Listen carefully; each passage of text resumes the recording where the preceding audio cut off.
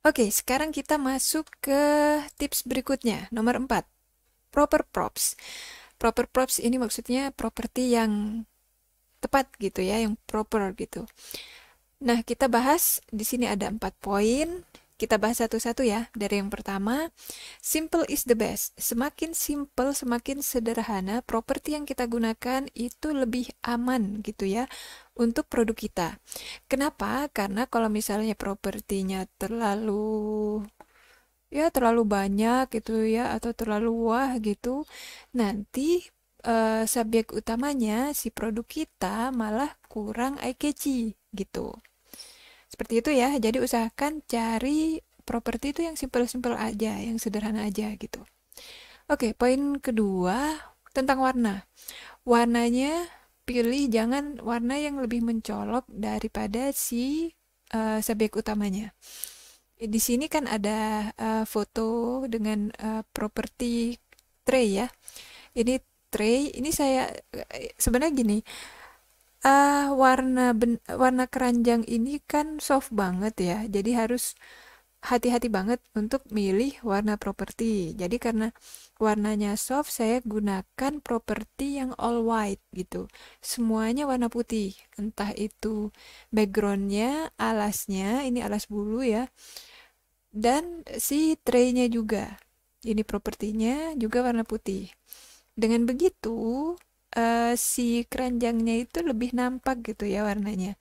Beda misalnya kalau kita pakai background atau dan lain sebagainya yang berwarna coklat atau abu-abu atau hitam gitu ya. Mungkin ya bisa juga, cuma kurang cocok dengan warna si produknya itu. Selain itu, saya memilih warna putih juga karena di sini ada unsur putih dari produknya gitu. Oke, tentang konsep tunggu dulu. Sekarang poin ketiga, perhatikan ukuran properti. Nah, propertinya itu jangan terlalu besar ya. Kalau misalnya terlalu besar, nanti dia terlihat lebih dominan daripada si produknya itu sendiri. Nah, kalau misalnya seperti ini, propertinya tray-nya ini kan otomatis lebih besar ya dari si produk. Caranya gimana? Yaitu di poin nomor 4, crop sebagian properti. Dengan di crop, dengan cropping ini kan saya crop di sini, jadi nggak terlihat utuh ya, ada cropnya di sini, supaya viewers itu nggak terlalu memperhatikan si objek yang tercrop ini gitu. Jadi secara nggak langsung kita arahkan, jangan lihat ini dong, ini sudah di crop nih di sini, lihat langsung ke sininya aja gitu. Oke, itu tips nomor 4. Sekarang, oh lanjut, ini ada, saya kira sudah masuk ke nomor 5. Tentang pemilihan properti, nggak harus mahal.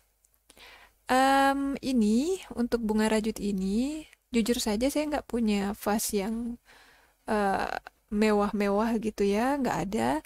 Jadi ini saya gunakan gelas jus ya, gelas jus kan tinggi gitu ya. Terus ini isinya saya pakai kerikil akuarium. Biasanya di penjual tanaman atau aksesoris akuarium itu ada ya. Oke, saya pakai ini.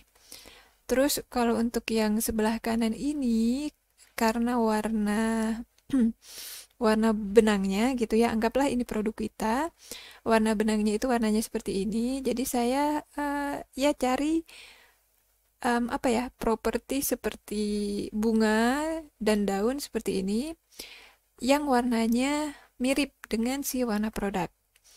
Ini bunga, saya kurang tahu bunga apa ya namanya. Ini bunganya mendekati warna si bagian dalam ini ya. Terus warna hijaunya ini mewakili bagian luar. Walaupun hijaunya nggak sama persis, tapi elemen elemen warnanya dapat gitu. Oke, ini untuk pemilihan properti. Lanjut tentang variasi angle, poin nomor 5. Eh, tips dari saya ada dua di sini. Ambil gambar dari berbagai sudut. Fungsinya apa? Untuk menampilkan em, apa ya, produk itu dari berbagai angle, jadi calon pembeli itu tahu detail produknya. Oh, kalau dilihat dari atas seperti ini, kalau dilihat dari depan tadi seperti ini, gitu. Terus isinya misalnya di foto tepat dari atasnya, bird's eye view, gitu angle-nya ya. Nanti kelihatan bagian dalamnya seperti apa, gitu. Atau misalnya dipotret dalam keadaan dipegang, gitu. Jadi calon pembeli itu tahu, oh kira-kira itu kalau dipegang segini ukurannya, gitu. Oke, di sini kita coba bandingkan bagaimana angle mempengaruhi estetika produk ya kalau dipotret. Oke, yang pertama ini nggak salah sih sebenarnya. Cuma untuk angle itu harus disesuaikan dengan produknya. Kalau produk seperti tas yang punya tassel seperti ini, tassel kan menarik karena dia kiwir-kiwir ke bawah gitu kan ya. Nah, kalau diletakkan flat lay seperti ini, kelihatannya kurang menarik. Kenapa? Karena tasselnya ini nggak kelihatan jatuh gitu ya, eh, rumbai-rumbainya gitu. Berbeda kalau misalnya kita potret dengan ini. Nah, kalau misalnya di potretnya ini untuk handle kalau misalnya di potretnya seperti ini lurus ke atas itu kesannya monoton banget gitu ya. Nah, karena itu di sini saya saya pilin gitu, saya pelintir-pelintir gitu ya untuk memberi kesan dinamis di frame-nya itu. Jadi nggak cuma eh cuma lurus aja di sini udah lurus lurus lurus lurus gitu. Ini juga bentuknya lurus seperti ini. Nah, di sini supaya kesannya dinamis saya beri eh pilihan seperti ini. Oke, di sini tasselnya juga terlihat terlihat lebih menarik ya, gitu. Nah, ini yang saya sebutkan tadi, potret dari berbagai angle. Jadi, calon pembeli itu punya gambaran, oh kalau dilihat dari depan seperti ini. Kalau dilihat dari samping seperti ini. Dari atas kayak gini. Oh, isinya seperti ini. Oh, detailnya seperti ini, gitu. Oke, kita lanjut ke nomor 6 tentang konsep.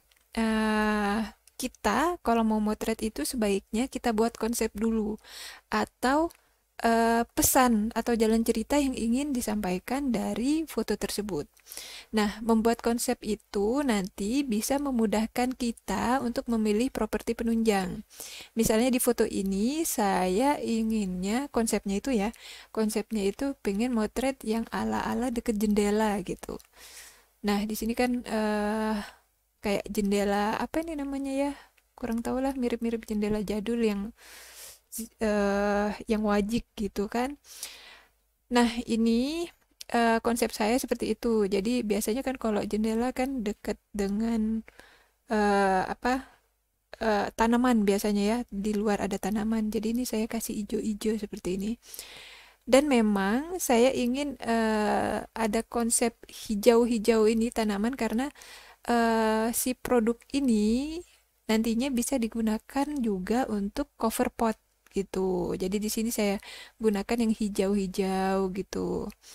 Oke, itu konsepnya. Jadi sudah dapat konsepnya.